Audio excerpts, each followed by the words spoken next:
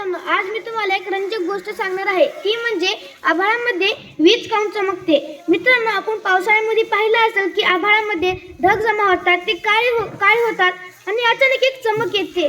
मित्रांनो, हीच आहे वीज. म्हणजेच मित्रांनो, आता तुम्ही म्हणताल ढग म्हणजे काय, तर मित्रांनो, पावसाचे छोटे छोटे म्हणजे पाण्याचे छोटे छोटे थेंब आणि वाफ हे मिळून एक ढग तयार होतं. आणि जेव्हा त्या ढगाला हवा लागते, म्हणजे जेव्हा हवा येते, मग ते ढग हलतं. मग त्याच्यामधील जी पाणी असतं, म्हणजे पाण्याचे थेंब असतात, ते आपसात घासतात आणि त्यापासून त्या ढगामध्ये ऊर्जा निर्मित होते.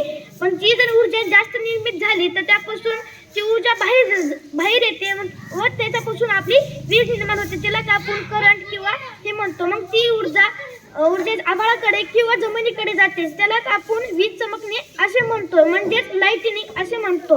आता उदाहरण जर सांगितलं तर समजा आपण एक फुगा घेतलाय, त्याच्यामध्ये आपण हवा भरत झालो आणि त्या फुगा पूर्ण भरल्याच्या नंतर मग तो अचानक फुटतो. म्हणजे आता समजा फुगा म्हणजे ढग आणि त्याच्यामध्ये जी हवा टाकत आपण ती म्हणजे आपली जी ढगामध्ये जशी हवा जाते ती, आणि मग फुगा फुटतो म्हणजे त्याच्यात हवा बाहेर येते, म्हणजे ढगामधून जशी वीज बाहेर येते तसं. आता तुम्हाला नक्कीच समजलं असेल. धन्यवाद.